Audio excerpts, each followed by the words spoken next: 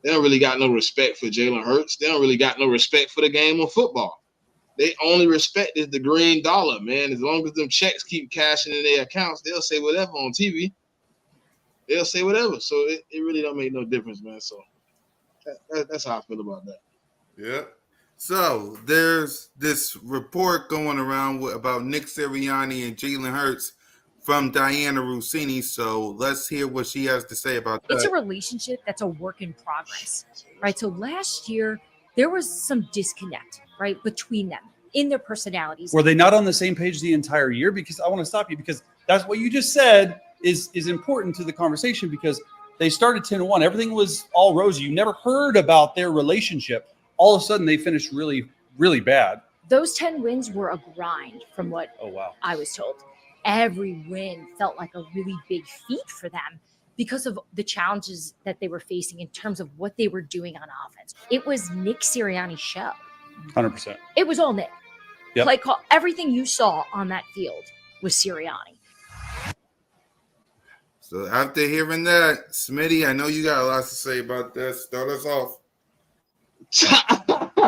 I said it. I specifically said it multiple times. I reiterated it multiple times. That Brian Johnson, even though he was OC, had no respect in the locker room. He had no willpower through Nick Sirianni. Nick Sirianni was a one-man hitting crew, and everybody seen it. I seen it in training camp. It was a show me and DV did.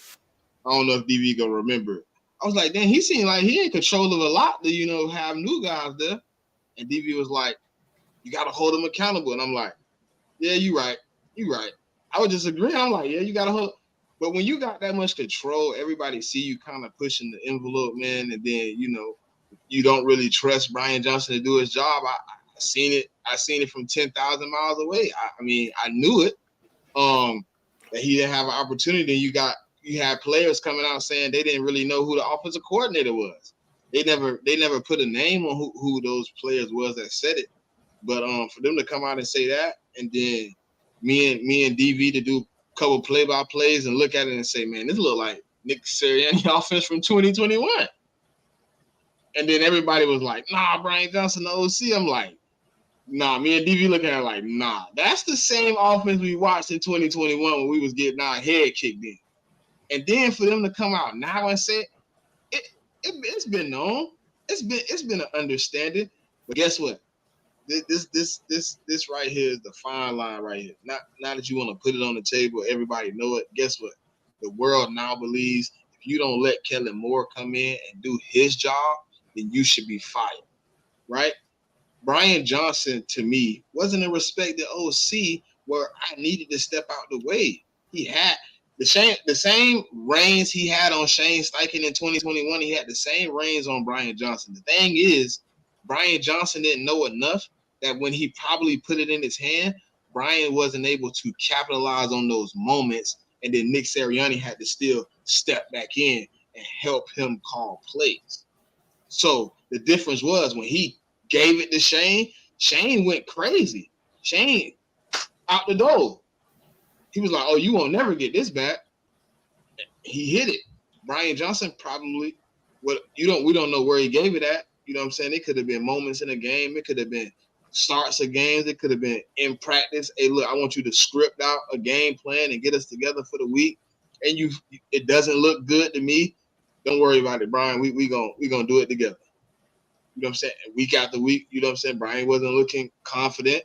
You know what I'm saying? They said, Sean Desai confidence was, a problem on the sideline. If I was Brian Johnson, I probably wasn't confident in myself if you keep stepping in and things of that nature. So I think we all seen it, whether you wanted to accept that Brian Johnson was a scapegoat this offseason or not. That's on you. That's you to depict. I said it the day he got fired. I said it the day it started looking bad, and I was like, Brian Johnson out of here. He's through. There's nothing he could do that could reiterate or make this situation better because it looks so bad for you at this moment. Your best bet is probably just to bow your head and go ahead and move forward because even if you were to retain your job, if you weren't successful the next year, the fan base wasn't going to give you but 4 or 5 games before it turned into a boo session at almost every game. So I think it was best for him to go ahead and bow out. I hope Nick Sirianni knows he can't call plays. I hope he knows he sucks at calling plays. Mm-hmm. Be a head coach. Be a CEO. Do what you're good at. Clap your hands, yell, scream, motivate the guys, call tush pushes, call timeouts, go for it on 4th down, call the field goal unit in, things of that nature. You just don't call plays, bro. Don't call plays. Brian Johnson didn't run any of that offense. I said it multiple times. I see Show Enough talk about it. When I looked at Brian Johnson offense in multiple different places of where he learned, it just didn't look like last year. And then I seen bits and pieces of it. And I remember one game, bro, DV, I know you're going to remember this too, bro. Bro, I was so hyped. They did like some simple play, but it was like something we hadn't seen all season. I was like, DV, they finna take off. They finna get creative. Yeah. And then like, I think Show Enough actually said what it was too. It was a split back play. That's what it was. It was a split back play. Then he put in motion. He put him in motion, Swift in motion to be a receiver. Had Gainwell in the playbook. Nick Sirianni never had done that play. Never would have done that play. What's the play me and you had seen though? Oh yeah, that is it, ain't it? The motion, and then he went. That was it. Yeah. That was the play. That shit was fire. And but we didn't see much of that though. So no, because you already know they've said so. Basically, is reports that Brian Johnson basically just let the cat out the bag that 95% of the offense wasn't his. Only like 5% of the offense was his last season. That's why he was able to get a job so quickly. Everybody knows what he did in college. Everybody knows what type of play caller he is. So you know you do your research on him. You know what he does. You know that was Nick Sirianni's offense. It's night and day from 2021, just like Smitty said. But see, Nick Sirianni, now he's definitely on a hot seat. Mm-hmm. I'm happy that it came out. Like we as content creators, us as fans looking at it and being involved with the Eagles like 24/7, we knew what it was. But so welcome national media, y'all finally catching up to what we already knew, that it wasn't it wasn't Brian Johnson's offense. So yeah, I feel like that Nick Sirianni knew what he was doing by saying this is the guy, and then said, look, man, look, you're doing it wrong. It's almost like you're doing it wrong. Let me do it. You're doing my scheme wrong. Let me do it. And then it's like, no, I'm gonna try this, and then that actually worked for a 26-yard gain, and then you go right back to the Nick Sirianni scheme, and the offense became more stagnant, so predictable. So that's what it is, and I feel like, you know, her saying that on a national standpoint, I feel like that now is everybody's going to have that microscope on it, you know. But he's not going to do that to Kellen Moore, bro. He's not going to do that to Kellen Moore. Yeah. Because he got that utmost respect for Kellen Moore. I don't think that he did not have any respect for Brian Johnson. And then in the beginning, Shane Steichen, because he's like, yo, well, I'm the head coach or whatever like that. But when his offense basically, you know, became stagnant, and then he gave Shane Steichen that offense in 2021, look what happened. We pushed for a playoff spot, got the playoff spot, and then the next season we went to the Super Bowl. So I guaranteed you, if we had Nick Sirianni offense in 2022, it wouldn't have been no Super Bowl. It would not have been no Super Bowl. Mm-hmm. So Nick Sirianni has to go back to that 2022 standpoint where he was just a game manager and looking over everything, and just letting the coordinators coach. Let them coach. Don't be no coach, man, because you're going to mess us up and you're out the door this time. You know, it was by God's will, you know, even though like 2 years removed, he went to a Super Bowl, but it was God's will that he actually got back here. It was God's will. So that's my whole thing. But Kellen Moore is not going to allow him to take over that. And then there's going to be a discussion with Lurie, and you don't want Jeff Lurie in the building if y'all can't figure it out. Mhm. So yeah, overall, I just think that that's what it is. Nick Sirianni needs to just take a step back. Yeah. For me, Nick Sirianni needs to do what he did in 2022. Be a CEO. That's why I'm wearing this right here, because Shane Steichen called the plays and did what he had to do. Nick Sirianni was the head coach, cheerleader, and CEO. That's what he got to get back to. You cannot call plays. 2021 proved it. 2023 definitely proved it. You cannot call plays. Period.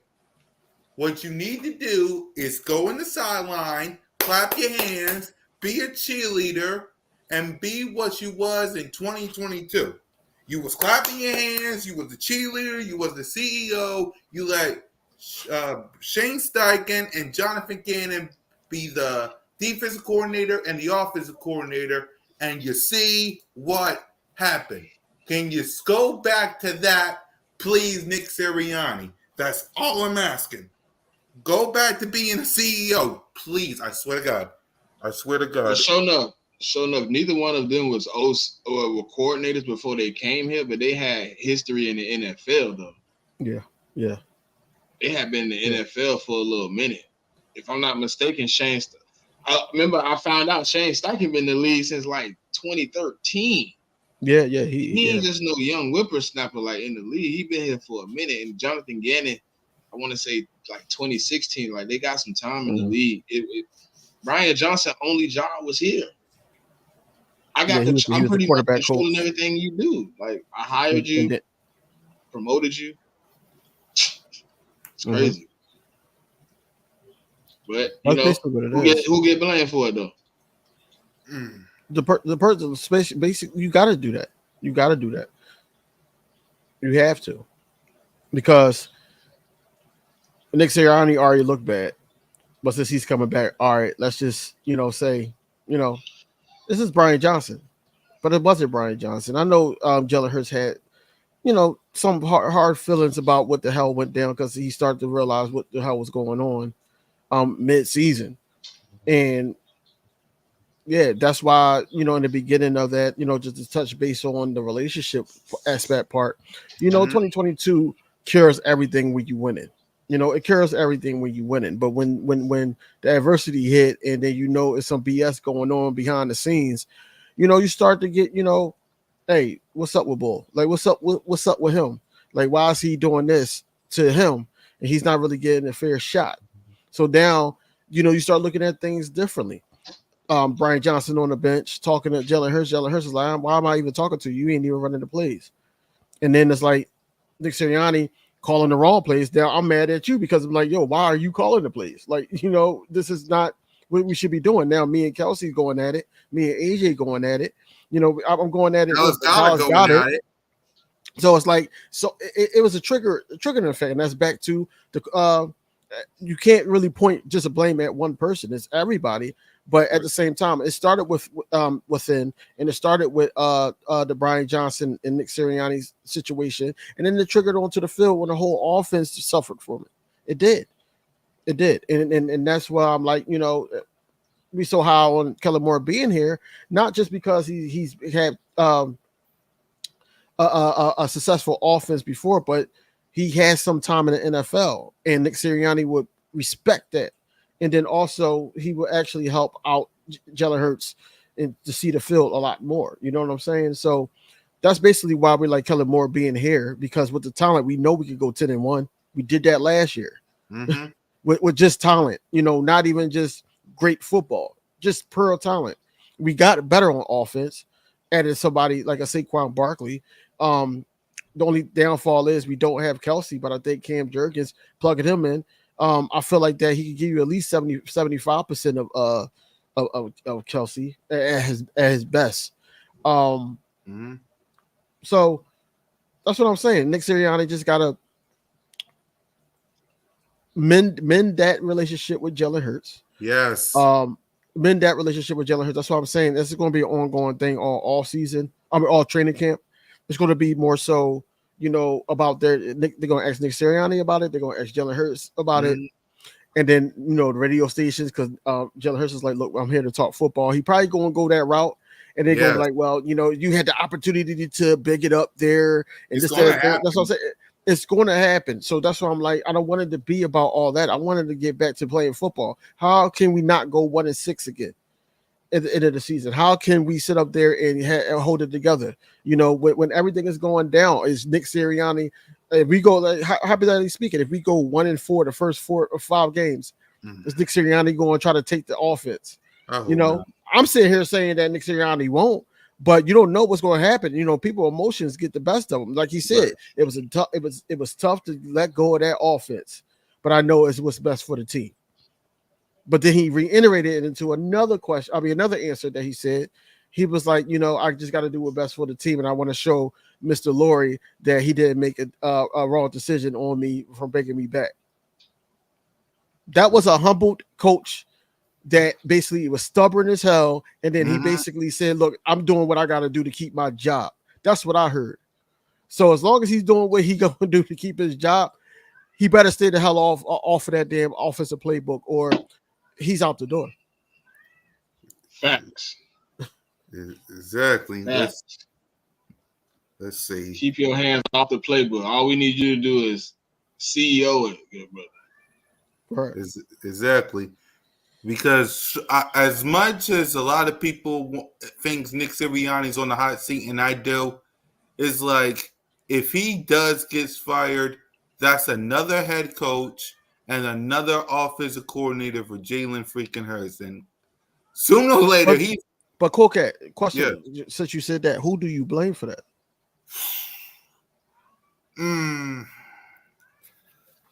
It got, unfortunately. Huh? Y'all think he on the hot seat? Yeah, he on the hot seat for sure. Who? If you talk about Jalen, no. If you talk about Nick Sirianni, not Jalen Hurts. I'm talking about Nick Sirianni. Yeah. He's on the hot seat. I don't believe he on the hot seat. He on the hot seat.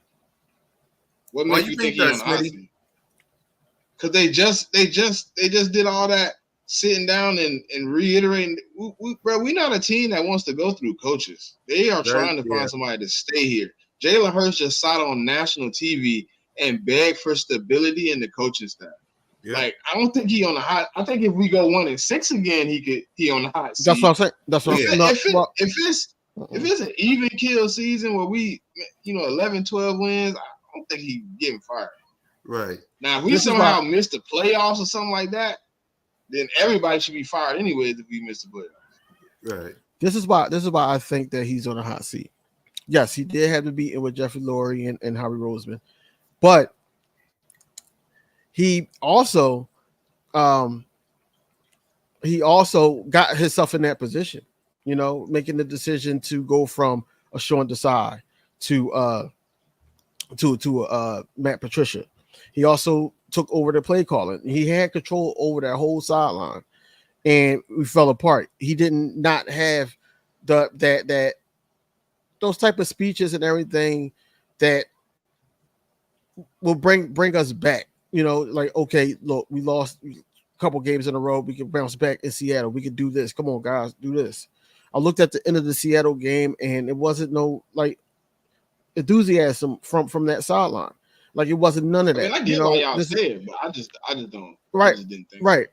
But the only window that he has to still be here, if something was to go down, he's still a player's coach, so the players still like him. Now, I don't know if consecutive years if it happened. I don't know how they will feel at the end of the season.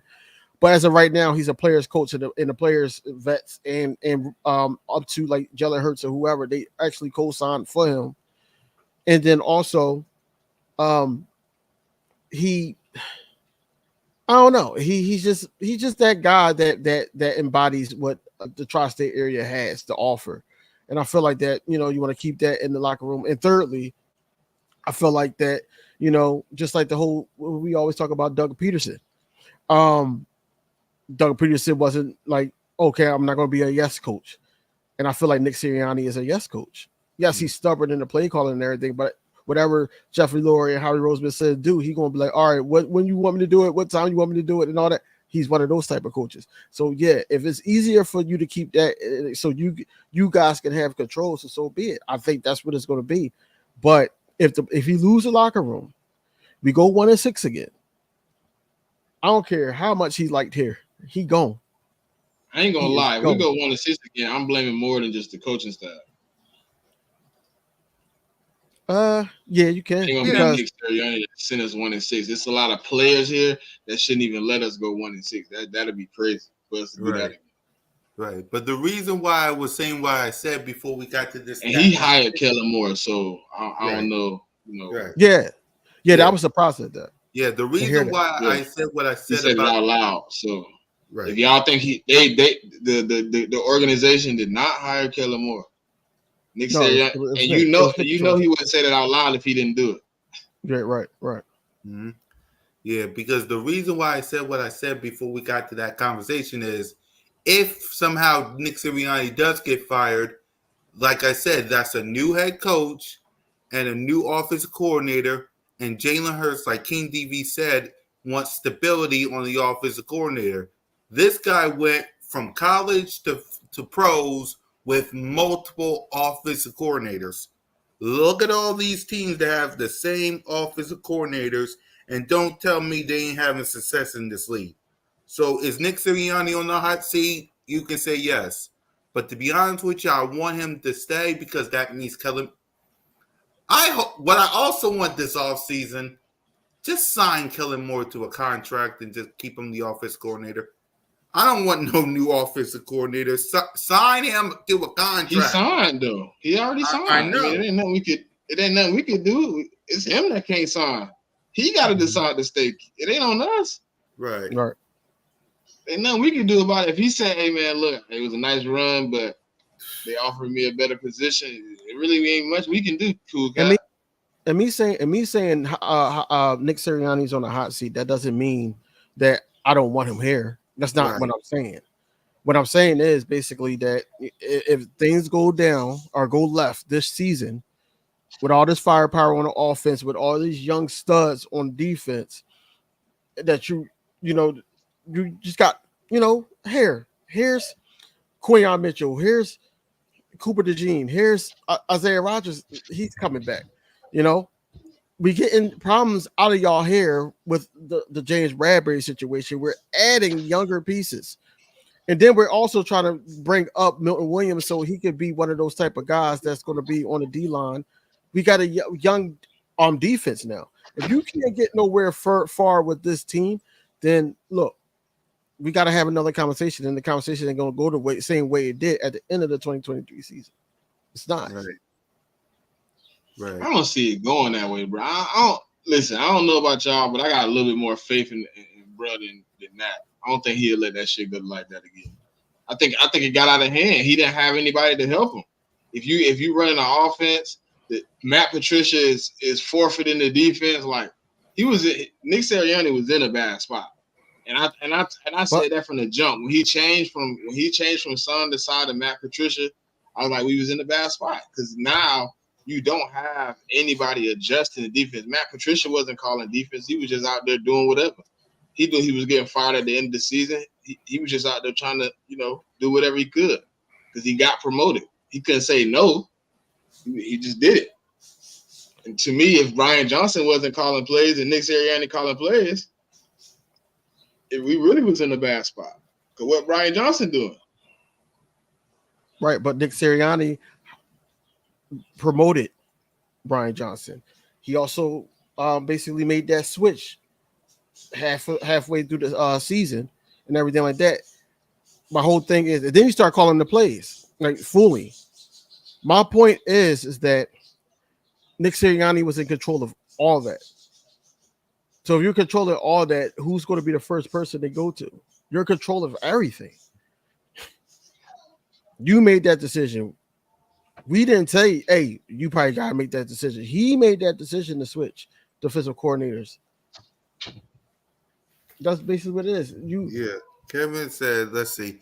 I don't think you can blame Nick at all this year because he has no say over the offense. Just because he don't have no say so over the offense does not mean that he still don't have a job to do. Right. It's like this, Kevin. It's like this. I'm gonna put this in a way that only Philly can understand. It don't matter if you're Jalen freaking Hurts. It don't matter if you're Nick Sirianni. It don't even matter if you're the ball boy. If we go 1-6, the city is going to be blaming somebody. Somebody. It's what we do in this city. If we go 1-6, this city, whether it's the radio, whether it's TV, whether it's even us on this show, someone's going to be blaming somebody. But you know why is that, right? Philadelphia. You know why is that? No, it's not. You can't just say Philadelphia. It's because we're passionate about we're passionate about the team. So we're pointing blame at people, but in all reality, it's more so that why did it happen like this? Just like last season when we went out like the way we did, we're like, yo, who's is to blame? So everybody started blaming Brian Johnson. He didn't know how to play calls, caller, but nobody knew anything until the facts start to roll out. So yeah, of course we're going to say, yo, what happened here? What happened here? Us as content creators, we're going to say, oh well, the players, and then we're going to look at coaching as well, and we're going to be like, all right, it's the coaching, but our reality, the stuff ain't even rolled out yet on what went down. You know, we talked about so much about the Eagles' failures, we forgot to mention that in the first half of the season we were big enough Sean Desai. We were 10-1. We were big enough Sean Desai. We was doing certain things, even though it wasn't pretty football, but we were doing certain things to help us win football games. After we beat the Chiefs and we beat the Bills, and we're like, okay, well, we good. Game we went to, me, you, and Simone, we went to, and we got smacked in the mouth. Yes, and then the league started to pick up on it. So if the league picked up on it, and you're sitting up here running everything, so what happens? You need to adjust. Wasn't able to adjust. It's not just Nick Sirianni. The defensive coordinators didn't adjust either. So when I look at it in all actuality, he made those decisions. Now, I'm not saying I could blame him this year. No. What I'm saying is he still has a job to do in managing everything and making sure everything runs smoothly. Now, I don't want him to be all in with the offensive meetings and everything. I don't want him to do that, because if he does that, then it's like, all right, now you got to say so, or you're going to put your 2 cents in because you really didn't want to give up your offense. That's what I heard in that report that I read. That's what I heard. That he didn't want to, but he's doing the benefit of the team. That's what it is. Let's see. Eagles Nation. That's what counts, though, right? Huh? Is that what counts, right? What counts? Doing what's best for the team. If he doing does what's best that, doing what's best for the team. If he stick with it the whole year, that counts. Yeah. But if it's like a thing that we're going into like a slump that like the 49ers had last season when they went on that stretch of losing, and then he sit up there and try to butt in, and then we hear some reports come out saying him and Kellen Moore is clashing, then he's back to his old ways. You can say anything at the beginning of the season, we 0-0, but in the middle of the season, I don't think that's going. I said if. I just Kellen Moore. Just the reason I don't think that you'll hear about them clashing, just the way they handle themselves. You'll more hear about it after the season more than during the season. For me, I think because Kellen Moore didn't really ever speak on him and Mike McCarthy going through it. You didn't really hear about them really having big fallouts until he was in San Diego, and then you hear about how they was in the locker room arguing, and Jerry Jones was pretty much telling Mike McCarthy like, you don't got no say so over the offense. You just the head coach. If you wanted to be the offensive coordinator, you should have did that from the jump. That's why he fired that man. All right. Well, if it's on me, then it's on me. I think. Listen, I think if Nick Sirianni just do his job, I ain't gonna say you gotta be a yes man because you stand on the sideline. I mean, you still could speak on what you believe should be going on, but keep a level head and don't get out of your place, man. Be an advisor at a sort. Like if you think Kelly not doing something right, I can't. That's why I like. It's a squeaky line to say, don't have nothing to do with the offense. But then when the offense looking bad, we're gonna turn around and be like, what Nick Sirianni was doing. Like I can't say don't have nothing to do with the offense, but limit yourself. Like let him majority. Like if you got 5% in, cool, but it should be 95% Kellen, 5% Nick. It shouldn't be the other way around. You know what I mean? It should be you just interjecting and making sure things is going smooth. Because like sometimes I be like listening to other people. I'm like, I don't want him to touch the offense at all. So when Kellen up 20, we throwing the rock all over the board. You know what I'm saying? Those same people, when I go tune into their videos, like, nah, don't complain about Nick Sirianni not why you didn't step in and tell Kellen to stop. You said you didn't want him to have nothing to do with the offense. So that means in and out, no matter right or wrong. You want him to be quiet. I just don't think he can do that. Now, me knowing Nick, I don't think he's going to be able to do that. I think he's going to have moments where he's going to step in and be like, hey, we need to do something else. That shit ain't looking good. That ain't working. Let's do something else. I don't look at that as touching the offense, though. I just look at that as, like I said, monitoring the situation. You know, I'm all for him. We up 20 and Kellen Moore sit up there and get gun happy and try to throw the ball so many more times to try to put points on the board and stat pad. And Nick Sirianni like, no, we sitting him down, put in the guy that we got from Pittsburgh, put him in for Hurts. You know, get Saquon off the field, get all the starters off the field, you know, and run the ball, run some clock out. You know, that's not touching it. I'm talking about like just play calling. I don't want him to play call. Now I don't want him to play call unless something is not working. And of course, you know, Kellen Moore probably is a stubborn type of guy too. So if it's not working, then Nick Sirianni I feel like he has every right to sit up there and be like, all right, let's do what did work for us. You know, with the running the ball, trying to get the ball down the field.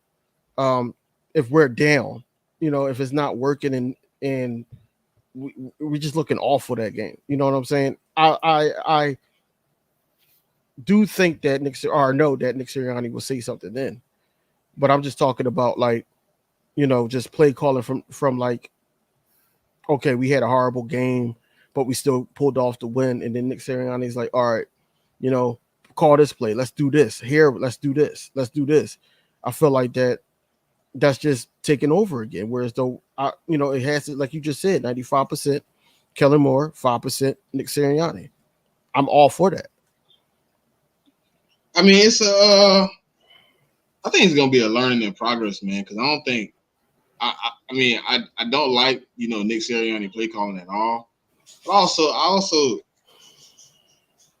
have problems with, you know, anybody coaching and anybody play calling sometimes. So I hope he finds a nice medium where he fits in and everything works well. It ain't just, I gotta do it this way, I gotta do it that way, we having a problem. Like, nah, find a way where you fit in too. You know what I'm saying? Where your voice is still valued as a coach. You don't want to just fall into the, we just doing whatever Kellen say do, and I'm just here. Like, nah, you can have a small moment where it's like, hey, Kellen, let's go back to that play we ran in the first quarter. I seen it work the first time. They not ready for it. We've been running. We ain't went back to it. Let's go back to it. Like things like that. I want you to be small though, like new. I don't need you out there like, man, Kellen, I'm gonna call it out. No, like if you jump in and you think something worked, you think the offense might catch. We out of a groove. We might be struggling.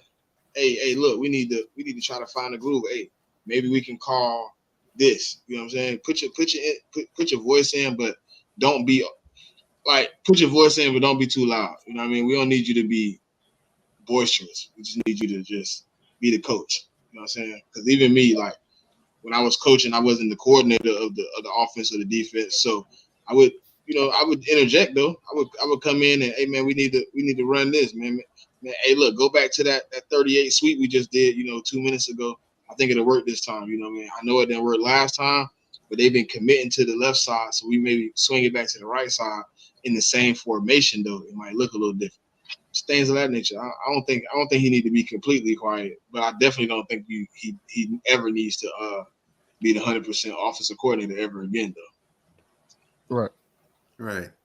Let's see. We got questions. I wouldn't have an issue with Nick Sirianni being the defectees in the defense and running it by Kellen during the game. I'd be okay with that. Yeah, that's what I'm saying. That's all I'm saying. That in the defense, I mean the offense. Yeah, but right. Yeah, I agree. I think that he said it right. Seeing What do you think? deficiencies in the other team's defense and then telling Kellen what he's seeing. Like, Okay, hey, I yeah, I see him read in a that one. lot of cover 2, and I they're read not that one. covering the right side of Right, the field. They keep right, committing left. Try sneaking something in on the right. Try right, sneaking something in the middle.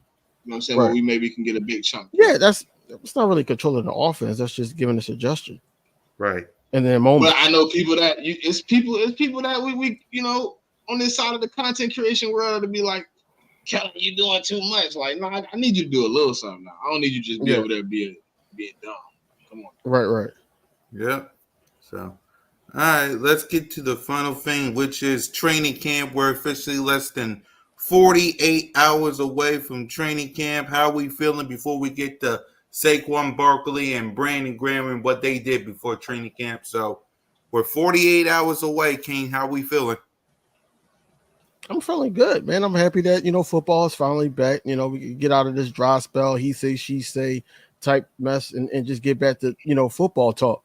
That's basically what it is. That's what we got in here for. We ain't get on here to see why Jalen Hurts had an attitude one day, and Nick Sirianni, might be fired, or why he's fired, and all that. I want to get back to this 2024 team that we just assembled, and just make sure that we got the right guys out there. That's what I'm excited about, more anxious than anything. Trying to see where they're going to put the young guys that we just drafted, to see who's on the second team, who's on the first team, and then also I'm anxious to see who's going to get cut too, all across the board with us and the rest of the NFL, because I'm anxious to see if we got to get somebody. We might have to get somebody because what they see in the training camp. But training camp is a tell all. That's where it starts. So I'm happy that it's here finally, and I just can't wait until next week. Next week, because I get to see it firsthand, or we get to see it firsthand. Yep. Smitty? I'm just ready to see, man. I don't really know what I'm ready to see at this point. My mind is like, Jesus Christ, it's been so long, man. So I'm just ready for, a couple battles, a couple reports. We know we're not gonna see much, so I don't even know why we saying we ready to see stuff. We're gonna see like 2 videos from ESP that we ain't gonna watch because we hate dude. until he apologized to Djax, everybody want to put him on the fence. Exactly. Nah, I think it's gonna be fun, man. It's gonna be interesting. I think it's a lot of fight out there this year, man. We're gonna see a lot of different things coming out of this year. So I'm ready for the run, man. I'm ready to get back to it. It's time to get back into it, man, and see how we get this rolling. Yep. So the 2 people that was relaxing and enjoying their time before training camp, Brandon Graham, man. Brandon here with the fans, with the Tom Brady strip sack photo. What's on your thoughts on Brandon Graham? What's your thoughts on BG? What's your thoughts on all this? He enjoying this. He enjoying his last run, man. He hanging out. Hey, look. He know exactly what routine he need to get into and when he need to get into it. He hanging out until it's that time. When training camp kick off on Tuesday, he gonna be front line and ready to go. He hanging out right now, man. He know what it is. Look, you're gonna see more videos of Brandon Graham hanging out when the season ends too. He gonna be everywhere. He gonna be all over. He's a personable person, man. Everybody want to be around Brandon because he's humble. He come from humble beginnings. He's still humble, and he don't mind being around the average Joe, man, and hanging out. Look, if you never really see Brandon Graham in like the big events, like really, you know what I'm saying, being out there, like you see him at the regular spots where the regular fans at hanging out. He be at the bars, he be at stuff like this, little on the boat hanging out. He just chilling, and he be what, you know what I'm saying, with a common man at, man. So it's nice to see that. We're gonna see more of it real soon. You probably gonna run into Brandon Graham all over the place, man. He gonna be in all the little cookouts and big cookouts and things of that nature. Brandon like hanging out. He like being around people. He like having a good time. He's a as people say, he's a big kid at heart, man. He just wanna have fun. It ain't And it ain't about, doing a bunch of crazy stuff. You see, he just chilling. Yeah, I like that he got that poster though of him getting that sack. That was a nice little. That was a nice one. And then I don't know if you had the clip, but they played Brandon Graham when he got closer to the dock. They played the audio from the Super Bowl when he got the sack. People love Brandon, man. People love Brandon around, man. That's something to go find. Wow, he's sitting outside and you play the audio of Brandon Graham, the commentator announcing Brandon Graham getting the sack on Tom Brady in the Super Bowl while he right there. I mean, that was kind of interesting. That was kind of nice. That's what I seen. I didn't see that one you seen right there. I seen the one where he was by the dock. They was playing playing. What's the dude's name? I can't even think of his name. Mike Reese, the commentator. Merrill Reese. Yeah, Merrill Reese. Doing the commentator, he was calling the sack, going crazy. I mean, people love him though, man. People love him. Yep. King? I mean, he's a fan favorite, man. That's why he's one of my favorite Eagles of all time. He's a fan favorite. And just his story in his career, he was about to get traded. A lot of people was down on him in the beginning, but we stuck it out with him, man. And I feel like that, he's just a Philly person. I know after, his time is up here at the end of this season, I know that he's going to be in the locker room, still teaching the young guys, still trying to, be around as much as possible. Also, I could see him at, Philly, the Philly fans, they have a situation out there where the Citizens Bank is. He's going to be there, just signing autographs, doing certain things. He's probably still going to be at the softball game next year. Smitty have it again. He's just going to be around. Like I said, he's a fan favorite. He was one of the guys I seen that was just walking up to people. Hey, I'm signing your jersey. I'll be right with you and everything like that. Like he's that type of guy. He's not one of those up in the air type guys. And that's the greatest thing about, him, Kelsey, guys like that, because they real down to earth. Even Lane Johnson is down to earth. So I think it's beginnings too, bro. Like where did he come from? Mississippi, Alabama? No, Mississippi, Alabama, right? No, yeah, it was Mississippi. Yeah, right? Mississippi. Yeah. Right. Hey, look, my mama used to always say, if it wasn't for Arkansas, Mississippi would be the last thing.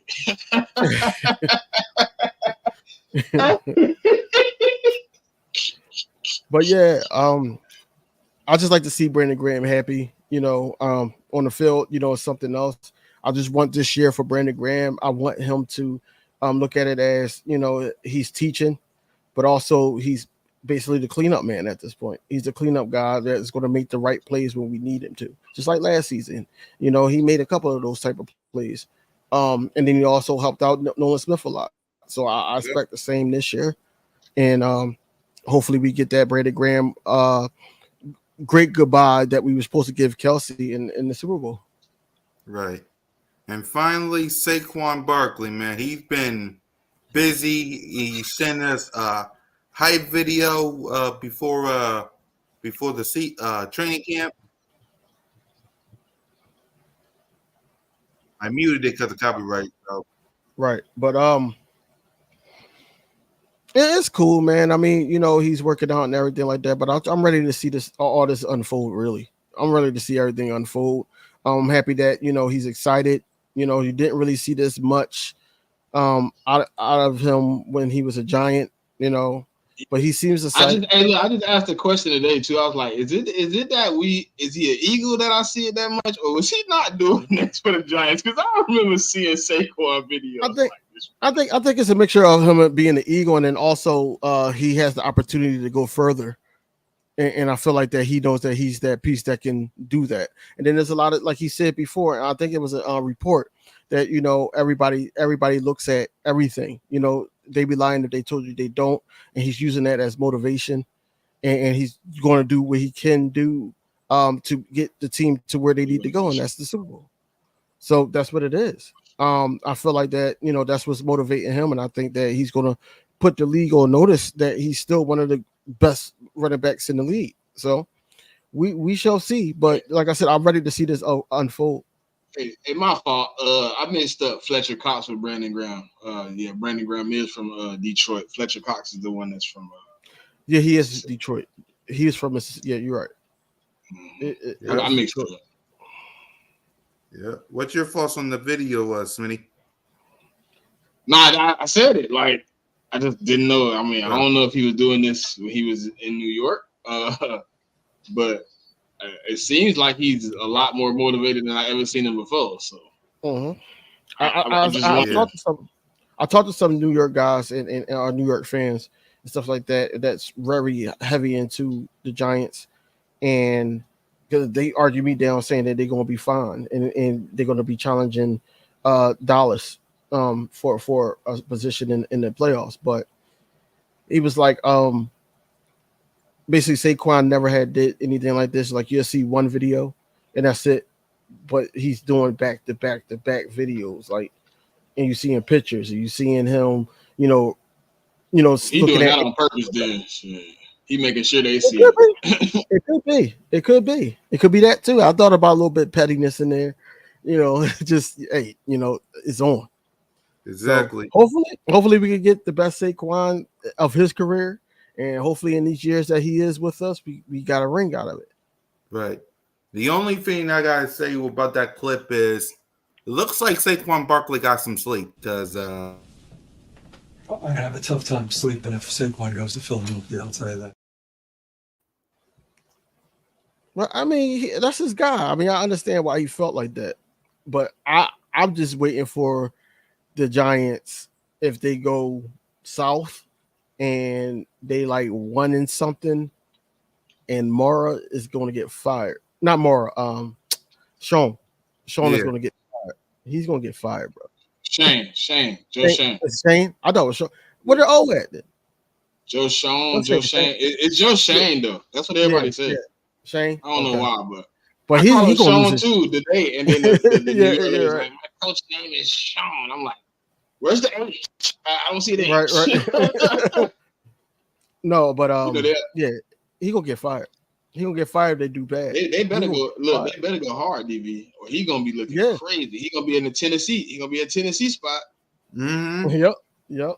They start out bad. They gonna be looking at him like, so you said Saquon wasn't gonna hurt us. Mm-hmm. Looks like it's hurting us right now. Yep. Because Devin Singleton ain't gonna be it. I'm trying to tell y'all, he not gonna be it. Y'all best bet is Neighbors if he could go off, but he can't do it by himself. Yeah. Giants general manager gonna get fired. Of course he is. I mean, come on now. You're gonna get fired. I mean, according to John Mara, who basically can't get no sleep, Saquon Barkley was the popular player in the New York Giants. He was the New York Giants. It should have been the New York Saquon Barkleys. Yes, he was the New York Giants, bro. Like he the one that got Daniel Jones that contract. He got him that contract. Exactly. I don't know why he got him the contract, but he got him it. Exactly. The fact that people now is calling Daniel Jones the white vanilla Vic, really? No, he came out with that name though. When he got drafted, that's what they was calling him. It ain't recent. They've been calling them that. And then I heard somebody today say he's Josh Allen. He's Josh Allen in the legs, and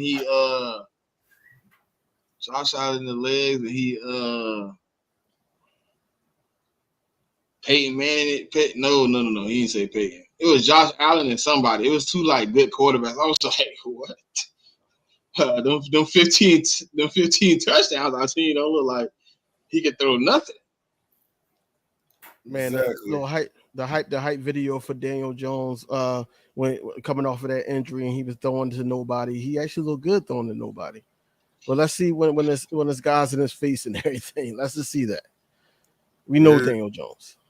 Exactly. Danny, sit your $5 ad down before I make some change. Before I make change. Exactly. So, how do y'all feel? Honest opinion about this linebacker room. A lot of gotta honest see. opinion. A lot of gotta see. I mean, that's really where I'm at. I don't have an honest opinion. I really can't give you one because there's a lot I got to see. Like, I don't know what I'm getting out of N'Kobe. Don't know what I'm getting out of Zach Bond. Don't know what I'm getting out of Oren Burke. I got a quitter in Devin White, supposedly according to his team last year. Oren Burke, who's never been a starter in the NFL. Special teamers extraordinaire, Jabari Okore, young guy who's trying to develop. N'Kobe Dean coming off of injury. And Zach Bond, who was a rotational special teamers most of his career so far. So, like, to me, it's a lot of questions. So I'm not really high or low. I'm like, I hope it work out, but it's a lot of possibility that it don't. You know what I mean? It's a lot of possibility that we might need some help. It's possibility that Howie might need to go make a move for somebody. But yeah, I think it's a lot of questions, bro. Like, do I think we can have a good turnout? Cool, 100%, yes. But it's gonna be on coaching, players. I always say players too. You know, I gotta stop saying that. Your ability to play as a player, because every player is different. So if you fit the scheme and you work and things work out, then cool. I think it fits the scheme for N'Kobe Dean. I'm not 100% about Devin White because of what Devin White does best, and what he does best is blitz the quarterback at this moment. And that's not really Fangio's big thing. You know what I mean? He's not really into blitzing quarterbacks of that nature, blitzing his linebackers of that nature. But I think Fangio is going to adjust this year to having weaker linebackers than he's had most of the time. I think he can adjust. If anybody can adjust this defense, the Fangio scheme, I think it will be Vic Fangio. So I think he'll figure out a way, if he doesn't like the play of the two guys that's pretty much in there, he can kind of hide them or bring in other guys and figure it out. But I got a lot of questions, man. I got a lot of questions, man. And it's not going to be week one answered questions. It's going to be, multiple weeks of seeing good linebacker play for me to really be 100% confident that it's working out. Yeah, and for me, I'm 50-50 on the linebackers. And I'm going to use a quote from our buddy Gio. On one hand, thank God we got some linebackers. On the other hand, please, Howie, for the love of God, get us some linebackers. Because I'm with Smitty. On one hand, the linebackers can do really great things. On the other hand,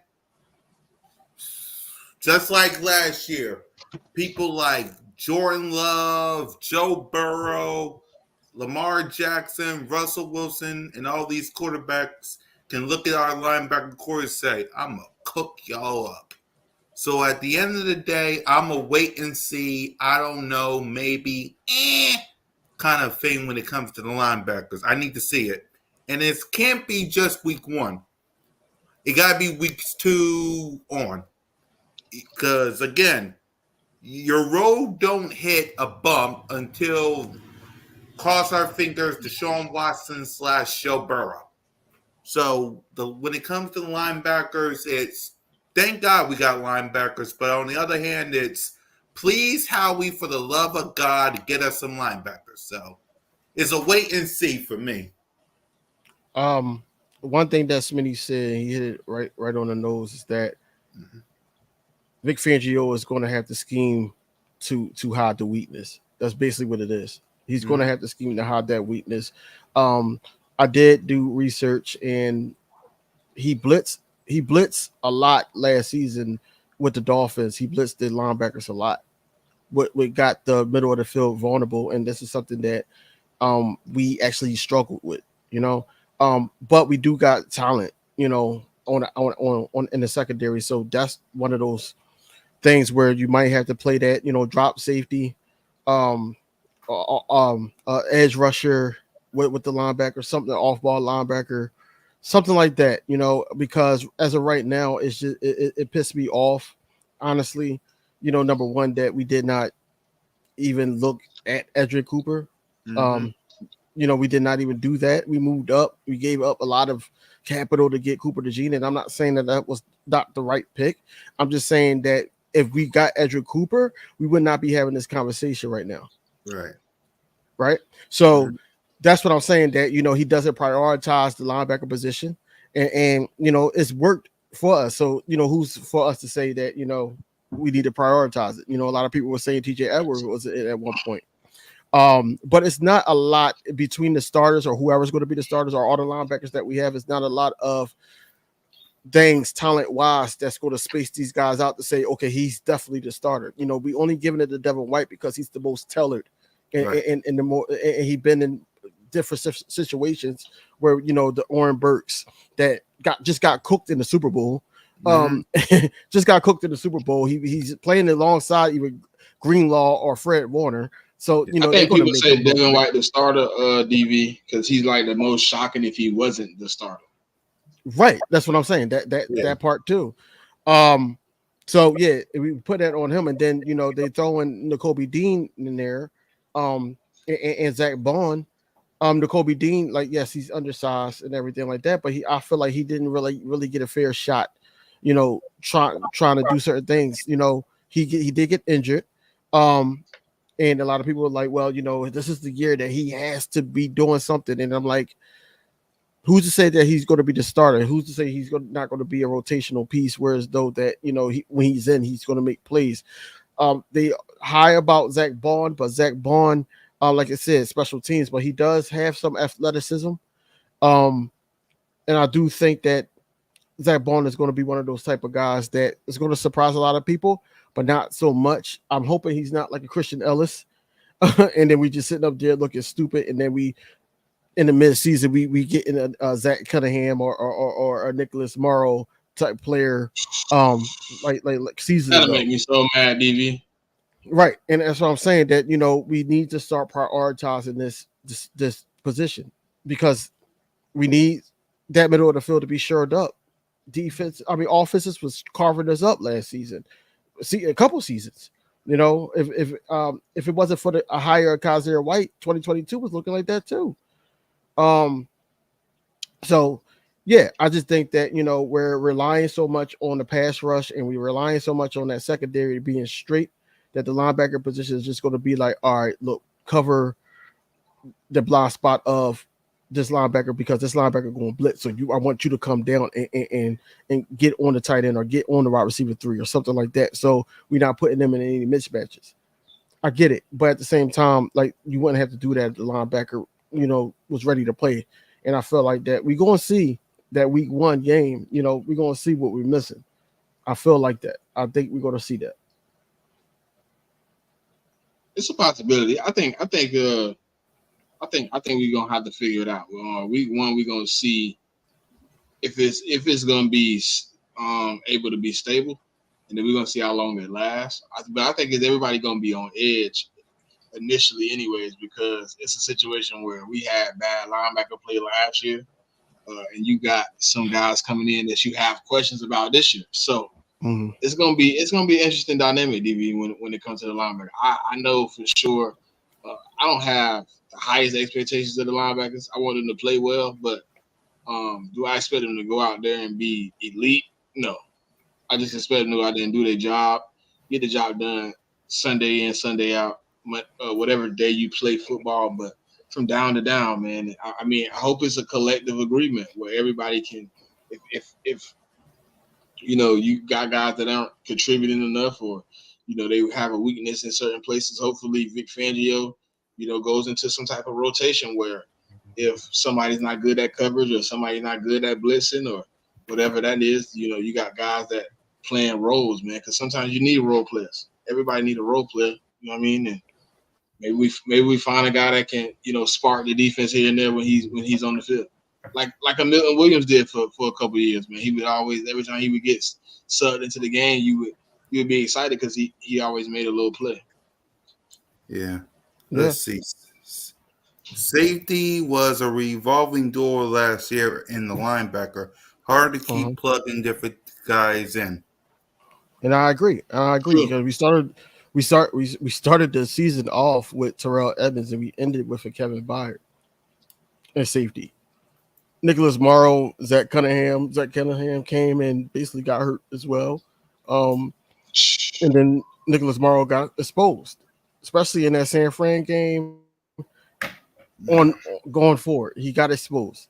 We try to boost him up against the Tampa Bay Buccaneers because he had a great game and all that. But then he was like, "Hold on, watch this." And Nicholas Morrow was just dog walk the rest of the season. So we need consistency from those positions. But yeah, we don't want to keep rotating guys because now there's no chemistry there. I think our D line ranks in division. The D line, second. Yep, that's exactly what I was about to say. I got the Giants first. I can live with that. The Giants I think that trio they got. I don't think nobody right now. I think they probably the best D line in the NFL right now. That's no cap. Like with Brian Burns, Thibodeau, Lawrence, then you start adding the other guys that's just gonna play role players. I mean, I think they got them, the Jets, and the Browns, and then probably us.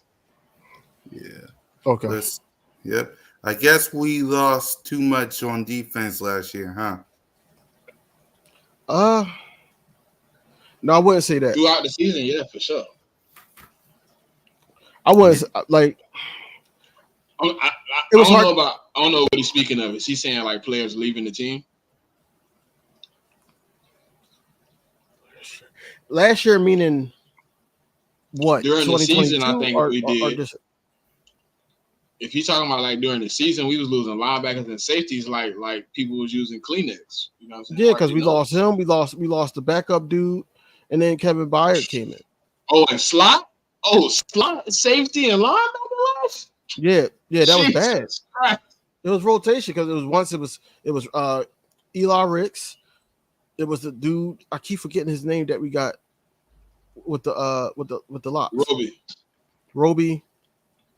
And it was somebody else in the slot. Oh, Bradbury. How did I forget that? Yeah. It was weird. It was weird. The linebacker position was a rotation. That safety position was a rotation. And that's why everybody started calling, oh yeah, CJ Gardner-Johnson need to come back. We had CJ back. So then that's when that came in at. But CJ, he got hurt that year too. Yeah, 5 games. The only reason we know about Reed Blankenship. Yeah. Yeah. If it wasn't for CJ getting hurt, Reed Blankenship probably would have never played a snap in 2022. So we got Jordan Davis, Milton Williams, and Jalen Carter. Yeah. So you think that D-line is the best in the division? We shall see. Random was asking, Random was asking, hey guys, where do you guys rank our D-lines in the we division? did it. We just did that. Oh. We just did that when Where y'all rank them? Because I was too busy hitting. We second. Behind the Giants. Yep. All right. We got the best. I don't know. We ain't got enough production, bro. We ain't got enough production. I don't know. That's why I said we should see this year. Technically, right now, if we going off last year, we only got one double-digit sack guy on our whole roster. Yeah. Right. So that's what I'm saying. We shall see this year. Yeah. I would agree with you if the same people that was on the 2022 roster was still here. I would agree. But seeing as most of them are not, I can't agree with that. I really can't agree with that right now. I really can't. It's a wait and see on the defensive line. Even if we do got Sweat, it's a wait and see. Fletcher Cox gone. Hassan Reddick gone. Still got you still got Reed Blankenship. You still got Bradbury. You still got. So, that's a good question. So we talking about the edge now, like, who do you think this year the edge rusher position is like basically got the most to prove? Bryce Huff or Nolan Smith?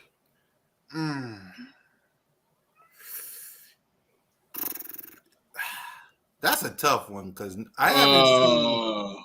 Go ahead, Smitty. I want to hear from you. I'll say it's really. I'm like, it's really not. It's probably Bryce. It's probably It's Bryce. Bryce. It's Bryce. It's Bryce. It's money invested. Exactly. You get. Go ahead, It's man. $17 million on the line for Bryce. He gotta have double digits. Yes. They'll accept Nolan Smith coming in and giving 6 because it's his second year. You know what I'm saying? But I think Bryce Huff gotta come in minimum 10.5 type deal. Yeah. Twist. Keep the question. Even you, DV. Like right now, if you was like, if somebody was like, "What's your expectation of Nolan Smith?" If they told you he ended the season with 7 sacks, hey man, I'm cool with that. I'm good. Thank you. You improved from the 2 sacks you had 3 sacks you had last year.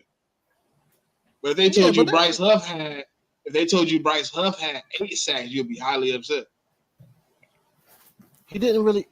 If he had 8 sacks, it depends on how the number spreads out. It depends. I would be upset with 8 sacks. I don't lie to you. $17 million, you got 8 sacks.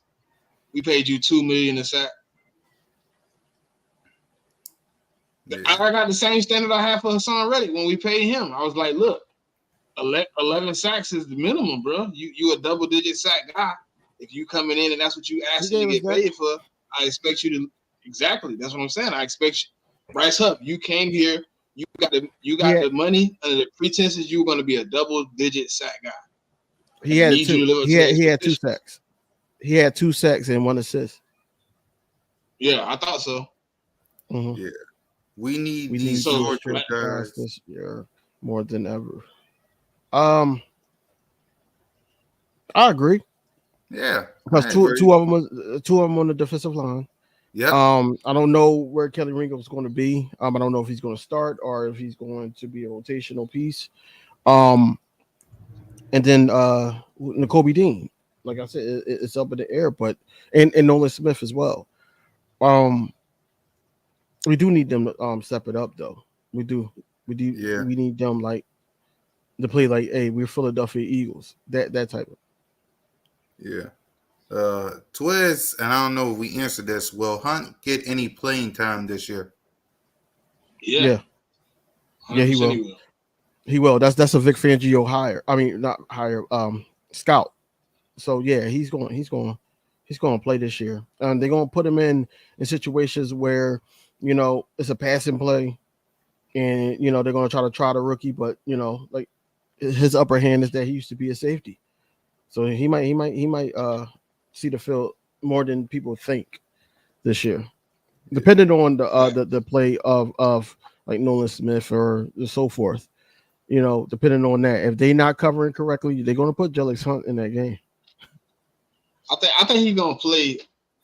Like DV said, I think he's gonna play, but I think as people don't perform, and if he performing, I think his snap count will go tremendously through the roof. Because once your head coach or your OC or the GM put their time into you, and you hear all through the grapevine that was their pick. You know what I'm saying? If you turn out to be anything close to they evaluated, you're gonna get some time. So if he turned out to be whatever Vic Fangio seen when he went up there and told told Howie to draft him, then I'm assuming that if he put that on the field, he gonna get some snaps, man. He definitely gonna get some snaps. Let's see, 3 on the D line. On the D line, DV. Jordan Davis, Jalen Carter, Nolan Smith. Mm-hmm.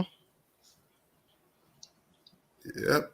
I just need Jordan Davis to stay in shape. Jesus Christ. Don't get up to 400 pounds before the end of the season, bro. I just need y'all think it's a big year for Jordan Davis since y'all said the name. Y'all think it's a big year for him? For Jordan Davis? If he stay in shape, yes. If he get back to 400 pounds, no.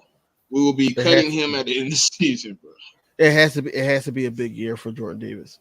You do have Fletcher Cox that be coming in the building, helping out from time to time, but you came in with that mindset that we heard, when he was talking at the podium, like, yo, like, it's none of these guys is on us now and all that. Look, keep that same energy on the field, and keep that same energy about your weight. Take this seriously, because these Eagles fans is not gonna have it with you.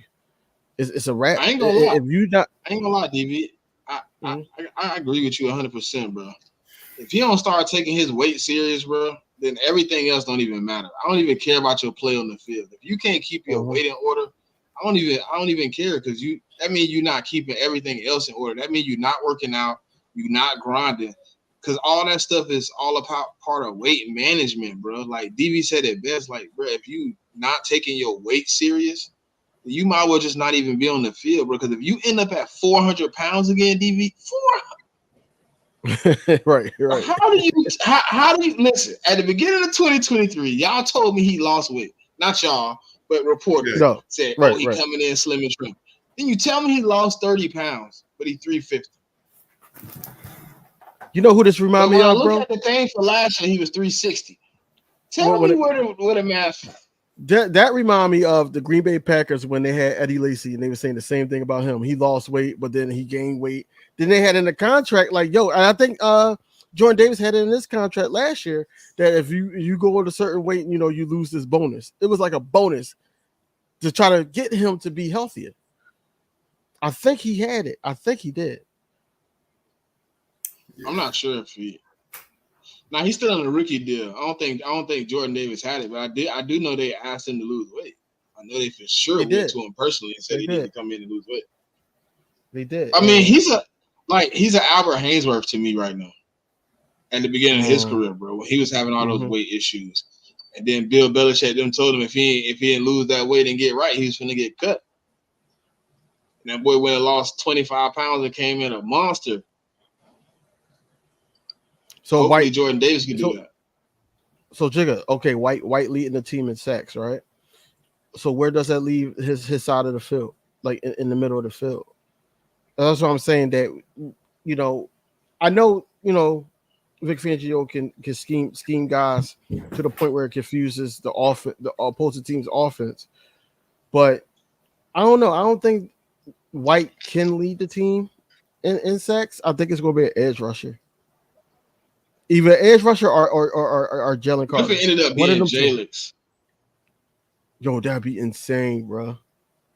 He go off for like 10.5 to 11 sacks. I'd be like, what? Vic Fangio is the guru. Yep. I mean, like, that boy sees something nobody sees. Right, but it's all a part of his scheme. I mean, it was the perfect match.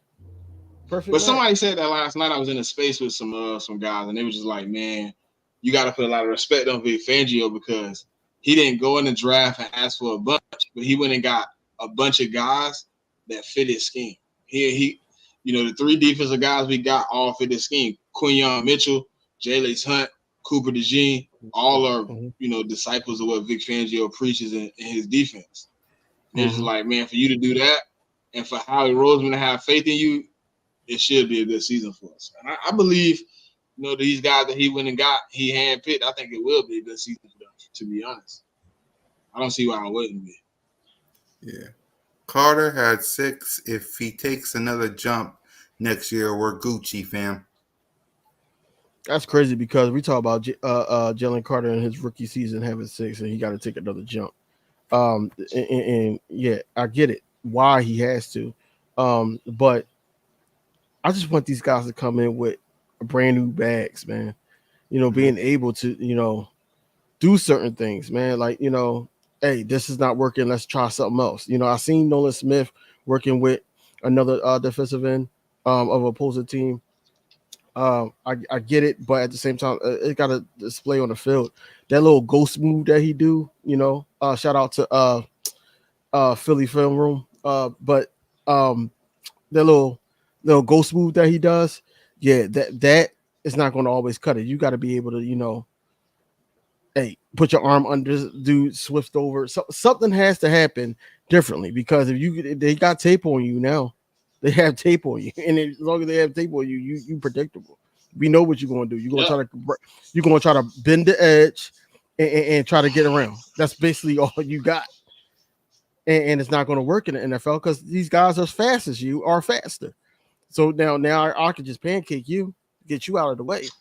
My running back is already in the second tier of the defense. Now what you do? You just gave that up. I've seen a play. Basically he gave that up to Saquon last season. He gave it up to Saquon. Saquon almost took it out. He shouldn't have been out there on it. He shouldn't have been out there though. He shouldn't even have been out there. He shouldn't have been out there. Hey, when we in DV seen that, we was like, why is Nolan Smith in coverage? Hold on, whoa, what's going on? Oh man. Why was he out there? I hope Vic Fangio don't throw Nolan Smith out. I don't know if he can play. I don't know if he can play linebacker, bro. I'm not convinced. I'm not. Looking at his college snaps, looking at the snaps we gave him, the minimum snaps we gave him at, being out there in coverage, it just don't look good, bro.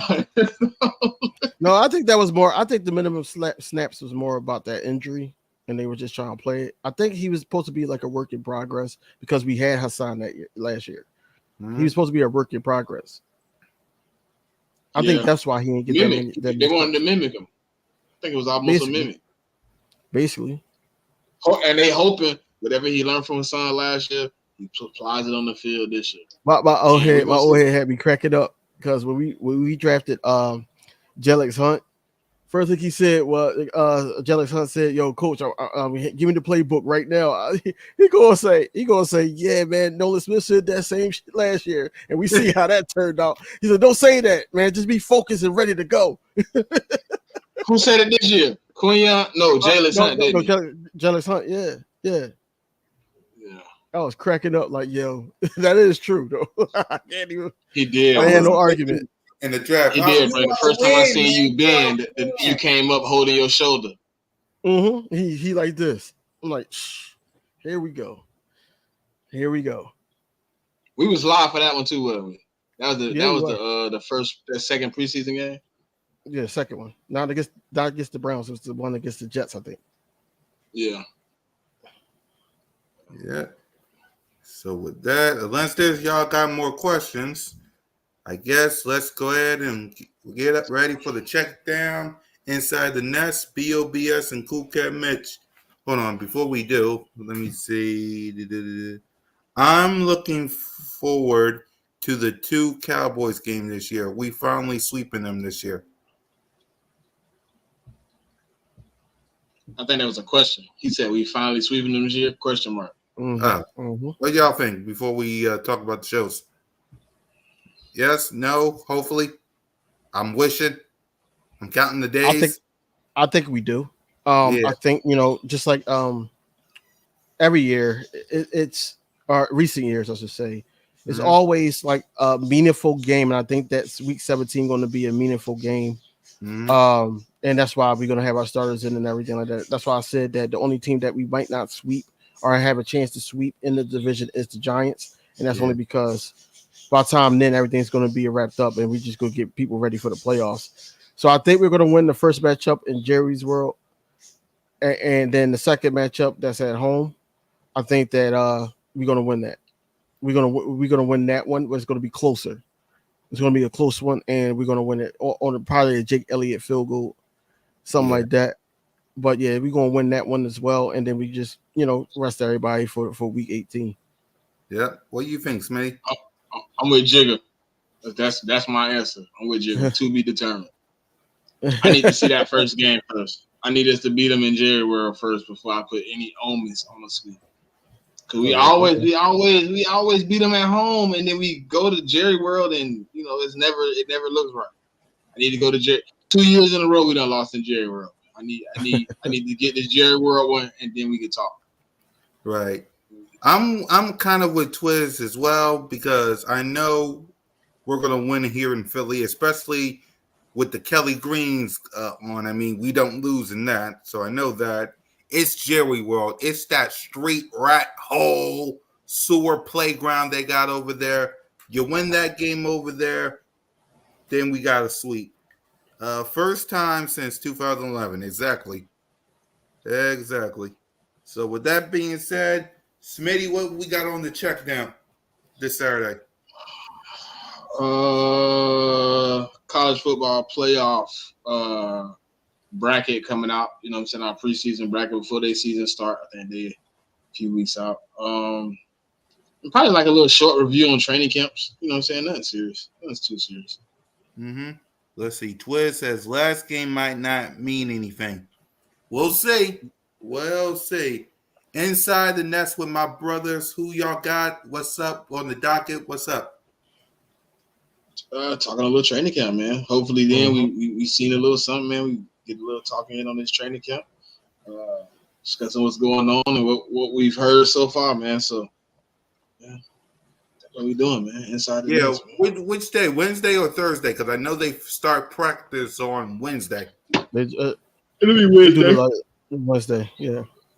23rd is like more so that everybody's having meetings and walk through and stuff, and then Wednesday you'll see some stuff here and there. Yep. Cool Cat Mitch, Birds of Broad Street. We're kicking off training camp Tuesday, Wednesday. The return of Broad Street News. Get ready for multiple news on the Philadelphia Eagles this week. And then we come right back here to react to what we like, what we didn't like, and we get ready for our first one and only open practice, and we gear up for preseason. So make sure. No, they don't report tomorrow. Tuesday, and then Wednesday is the practice. Yeah, Tuesday they all show up to do meetings, probably more hype videos and walkthroughs, and then Wednesday they put on the stuff and we get ready for practice. So, yeah, we'll see y'all tomorrow night with the crew. So, let's give our final thoughts before we wrap up. King? I mean, go Birds, man. We finally here. I know, everybody's going to be talking about it. Everybody's excited that, training camp is finally here and we get to see, the 53-man roster be unfolded, from here on, from this week on. Just happy that we can stop talking about what the locker room was last season and we can be focusing on this season. That's what I'm really excited about. So like I said, fly Eagles fly, go Birds, and see y'all next video. Yep. Smitty? Just ready to get started, man. We on the roll. We're trying to get back to greatness, one step at a time, man. It's day in, day out. I said it today on one of my posts, man. Find comfort when you're uncomfortable, and train for the unthinkable.